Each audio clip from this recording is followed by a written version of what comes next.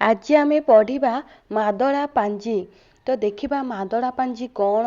मादळा पांजी को प्राक सारला जुगर रचना भावरे केतेक समालोचक ग्रहण करती। मादळा पांजी पुरी जगन्नाथ मंदिरर रीति नीति सेवा पूजाविधि उत्कल गजपति महाराजा मानकर राज्य शासनर विवरणी एवं समकालीन सामाजिक और राजनीतिक चित्र इत्यादि रे समृद्ध। तेणु विषय वस्तु दृष्टि एहाकू स्थूलतः तीन भागरे विभक्त करा जाई पारे। प्रथम राजा मानकर राज्यभोग विवरणी, द्वितीय जगन्नाथ मंदिर निर्माणर इतिहास, एहार सेवा पूजाविधि और सेवक मानकर कर्तव्य एवं तृतीय मंदिर को केंद्र करी घटिथिबा केतेक असाधारण घटनार विवरणी और एगुड़िक सहित संपृक्त आय व्ययर विवरणी। मादळा पांजी लेखिबा श्रीमंदिरर एक सेवा।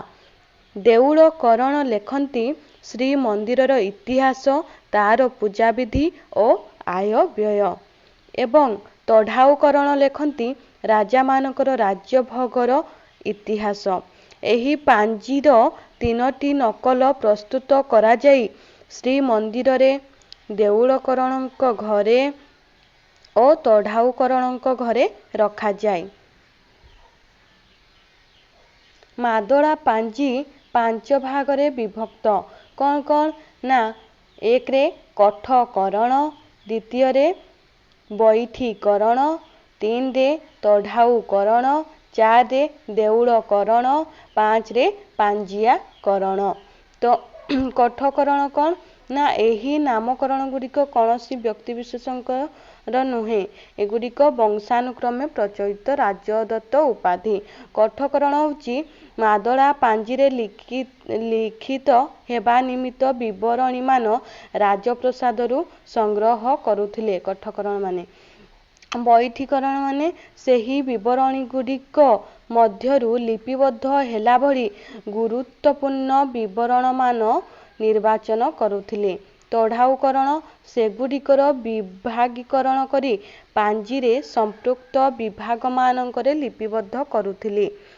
पांजियाकरण देउळकरण प्रतिदिन बेहरणरे पांजी पाठ करिबा दायित्व थिला देउळकरणंकर। पांजियाकरण पांजी संरक्षण करथिले एवं पांजीर अधिक नकल प्रस्तुत कराई खंडिए नकल तढ़ाऊकरणंकु हस्तांतर करुथिले और आउ गोटिए भंडाररे जत्न सहकारे साइती रखुथिले। मादळा पांजीर पांचटी विभाग रहिछि यथा राजखंजा, देशखंजा, कर्मांगी, दीनपांजी और चकड़ा। आउ टिके आमे अधिका देखिबा। राजखंजा कौन ना एही मादळारे राजा मानकर विशेष घटनावली लिपिबद्ध होउतला एवं यह प्रतिवर्ष पौष पूर्णमी रे राजांकर वार्षिक उत्सव पाठ करा जाउतला। यह तढ़ाऊकरणଙ୍କ पाखरे रहुतला। देशखंजा एही मादळारे दान दक्षिणा स्थावर अस्थावर संपत्ति इत्यादि तालिका करा जाई रखा जाउतला।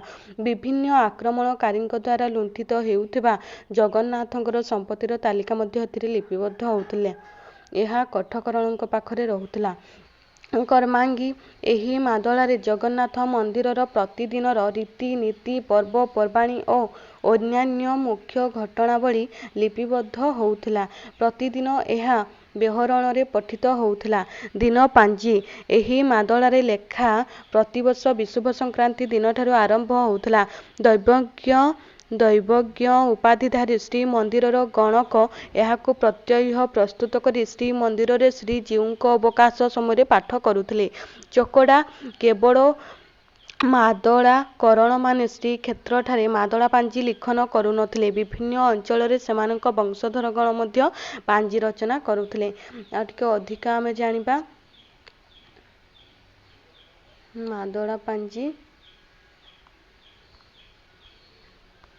मादळा पांजी ये तो आमे देखिले मादळा पांजी पांचटी विभाग रहिछि। ये तो देखिले ମାଦଳା ପାଞ୍ଜିର କାଳ। ମାଦଳା ପାଞ୍ଜିର କାଳ ସମ୍ପର୍କରେ ନାନା ମତ ଦେଖାଯାଏ।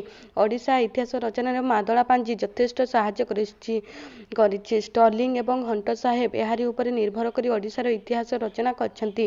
କେତେକ ଏହି ପଞ୍ଜିକାକୁ 1100-1200 ଶତାବ୍ଦୀ କହୁଥିବା ବେଳେ ଆଉ କେତେକ 1500-1600 ଶତାବ୍ଦୀ ଏବଂ ଅନ୍ୟ କେତେକ 1700-1800 ଶତାବ୍ଦୀ ବୋଲି ମତ ଦେଇଛନ୍ତି। ଗୋପାଳ ପ୍ରହରାଜଙ୍କ ମତରେ 1200 ଶତାବ୍ଦୀର ଗଙ୍ଗବଂଶୀ ସମ୍ରାଟ ଚୋଳଗଙ୍ଗଦେବଙ୍କ ସମୟରୁ ଏହା ରଚିତ ହୋଇ ଆସିଛି ବୋଲି କହିଛନ୍ତି ଏବଂ ଡକ୍ଟର କୁଞ୍ଜବିହାରୀ ତ୍ରିପାଠୀ ମାଦଳା ପାଞ୍ଜିକୁ 1500 ଶତାବ୍ଦୀ ବୋଲି କହିଛନ୍ତି। ମାଦଳା ପାଞ୍ଜିର ସାହିତ୍ୟିକ ମୂଲ୍ୟ।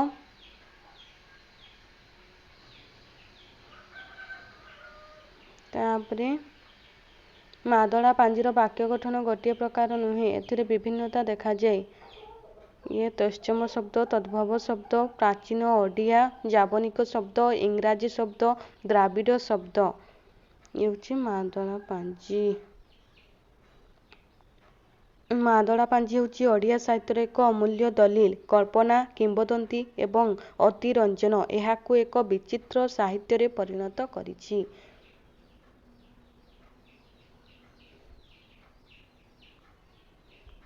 ଇଏ ଥିଲା ଆମର ମାଦଳା ପାଞ୍ଜି। ତାହେଲେ ଆମେ ଦେଖିଲେ ମାଦଳା ପାଞ୍ଜି।